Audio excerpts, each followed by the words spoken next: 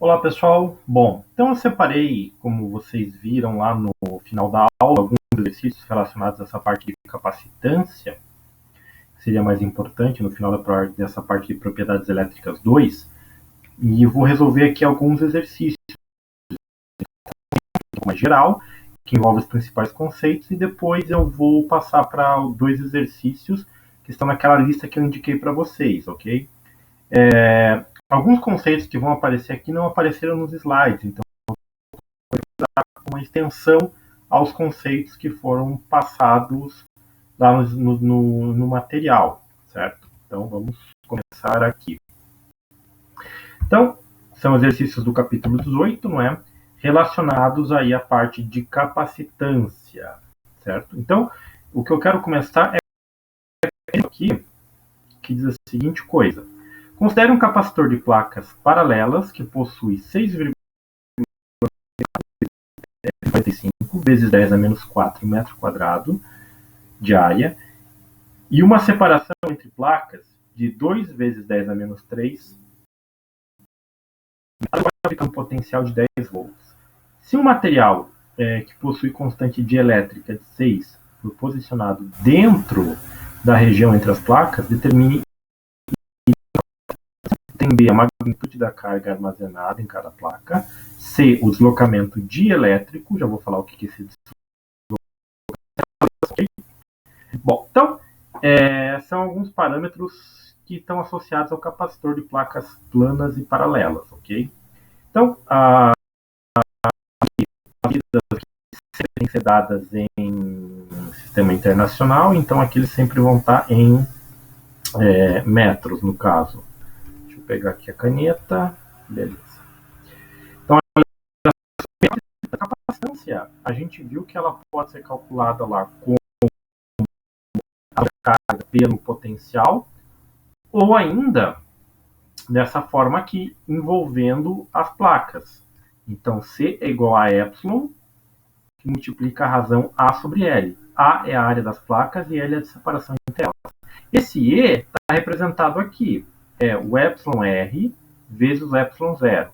O epsilon R é o epsilon relativo, que tem naquela tabelinha lá do material, que também é conhecido como constante dielétrica. Então é muito comum a gente falar em constante dielétrica e associar o valor para esse cara aqui, certo?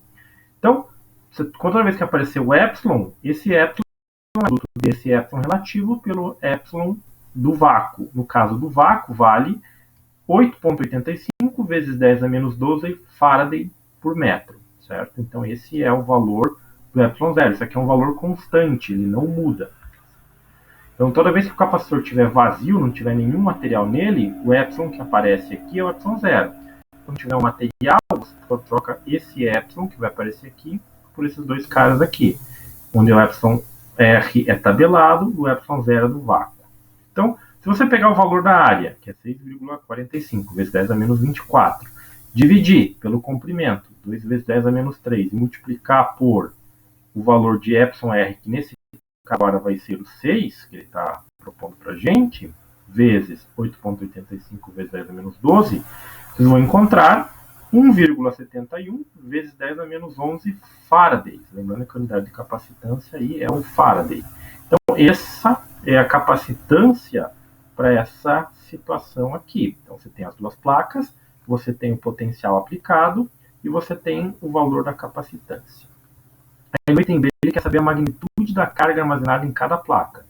Então, aqui está a reescrita da equação do C, que é igual a Q sobre V. Aqui, como eu quero Q, eu só isolei o valor dele. Então, Q é igual à capacitância, que eu calculei ali no item anterior, vezes o potencial, que é de 10 volts. Então, vai ser 1,71 vezes 10 a menos 10 coulombs. Lembrando que a unidade de carga é o coulomb. Então, essa é o que nessa situação aí. Aí, nos itens C e D, ele pede o deslocamento dielétrico, que é representado por esse D, e a polarização, P.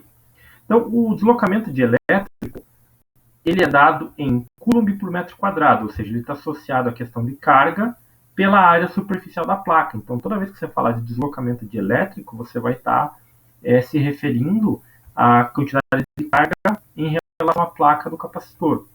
E ele é dado por essa expressão, epsilon vezes R. Lembrando que o epsilon é que epsilon lá, que é o produto epsilon R vezes epsilon zero. Okay? Então, para calcular esse cara aqui, a gente vai trabalhar com os valores mostrados aqui. Então, o epsilon R é 6. Então, você vai trocar esse epsilon aqui por epsilon R vezes epsilon zero. Então, vai ser 6 vezes esse cara aqui, 8,85 vezes 10 a menos 12, vezes o campo elétrico. Esse E aqui é o campo elétrico. O campo elétrico ele é dado em volt por metro. Então, no caso, pegando a definição do campo elétrico, que eu substituí aqui, volt por metro, que é, no caso, 10 volts pela separação que a gente tem ali, de 2 vezes 10 a menos 3, a gente encontra que o deslocamento dielétrico, para esse caso, vai ser 2,66 vezes 10 a menos 7 coulomb por metro quadrado, certo? Então, esse é o deslocamento dielétrico. E a polarização, ela está associada ao quê? A essa orientação que os dipolos induzidos ou intrínsecos existentes no material vão sofrer. Essa polarização também é dada em coulomb por metro quadrado e é calculada como o deslocamento dielétrico menos epsilon zero vezes o campo elétrico.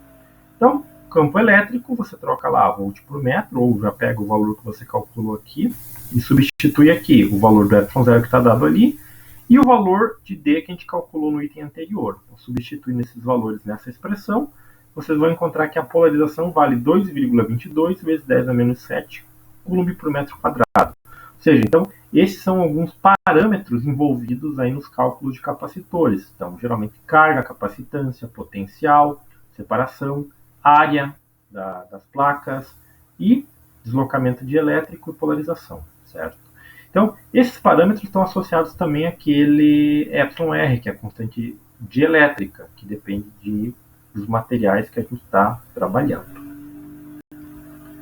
O próximo que a gente vai ver agora é o exercício 18.49, que diz a seguinte coisa. Um capacitor de placas paralelas que utiliza um material dielétrico com constante, o εr de 2,2, possui um espaçamento entre as placas de 2 milímetros. Se um outro material que tem constante dielétrica 3,7 for usado e a capacitância tiver de permanecer a mesma, qual deverá ser o novo espaçamento entre as placas? Então, o que acontece é o seguinte, a capacitância eu vou manter, e só quero alterar o espaçamento porque eu estou alterando a constante dielétrica. A gente sabe que a capacitância em relação aos parâmetros geométricos é essa daqui, C igual a epsilon A sobre L.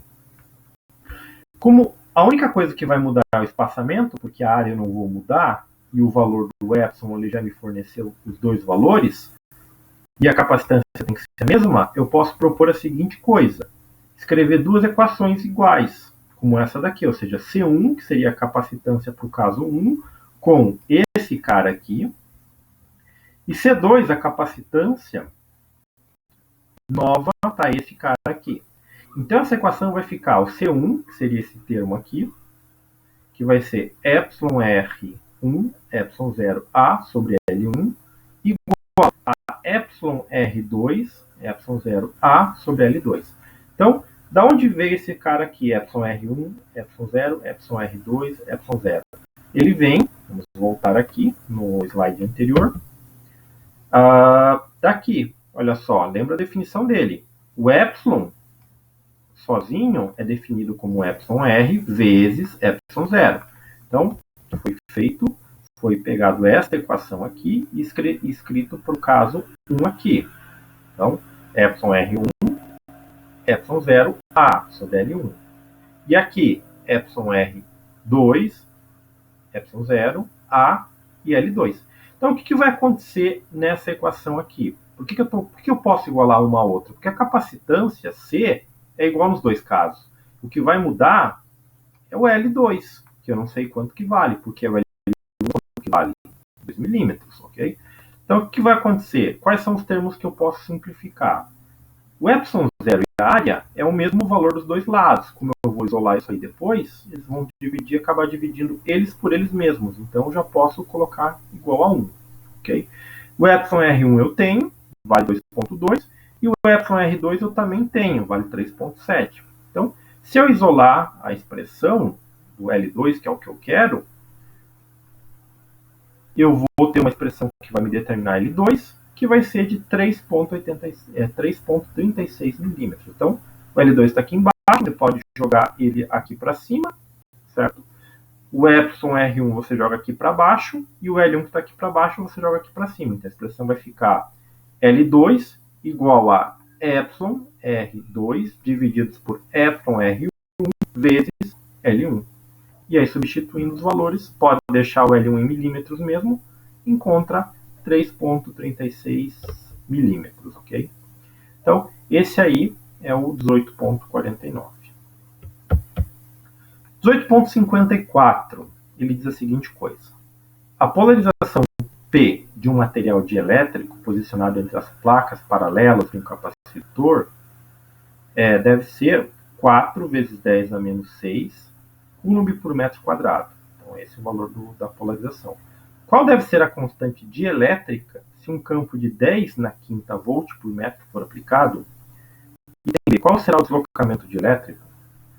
Então, aqui vai aparecer uma nova equação para resolver isso aí, porque a polarização pode ser relacionada com o campo elétrico e com as constantes ε0 e εr através dessa expressão aqui. P, que é a polarização, é igual a ε0 vezes εr menos 1 vezes E. Okay? Então, como eu tenho uma expressão que envolve a polarização e o campo elétrico, e ele me forneceu o campo elétrico aqui, eu posso usar essa equação para encontrar quem? εr. Então, o mais chato aqui é isolar ele. Então, olha só, desse lado aqui, o que está multiplicando? ε0 e E. Então, eu vou pegar ε0 e E e vou passar dividindo P. Então, vai ficar P sobre ε0 vezes E igual a εr menos 1. O menos 1 eu jogo para o lado de lá e a expressão fica dessa forma aqui. εr igual a P sobre ε0 mais E, que é o campo elétrico, mais 1. Certo? Substituindo P por 4 vezes 10 a menos 6, ε0 por 8,85 vezes 10 a menos 12, e E por 10 na quinta, múltiplo metro, e somando isso mais 1, eu vou encontrar que o meu novo εr, ou meu εr, tem que ser de 5,52. Okay? E existe também uma expressão do deslocamento dielétrico D, que envolve campo elétrico e a polarização, que é dada por essa expressão aqui. D igual a ε0 vezes E, mais P. ε0 é aquele valor lá, o campo elétrico a gente tem, e o P eu calculei no item anterior. Então, se você substituir aqui e somar, o deslocamento dielétrico, ou a carga acumulada pelas áreas de placa, vai ser 4,89 vezes 10 na menos 6 coulomb por metro quadrado, certo? Então, esse aí foi o 1854, um dos últimos aí. Bom, então, esses foram alguns problemas que eu coloquei. Os outros indicados, eles são muito parecidos com esses daí, a única diferença é que talvez ele peça outros parâmetros, mas as equações são essas mesmas, beleza? Isso aí, pessoal.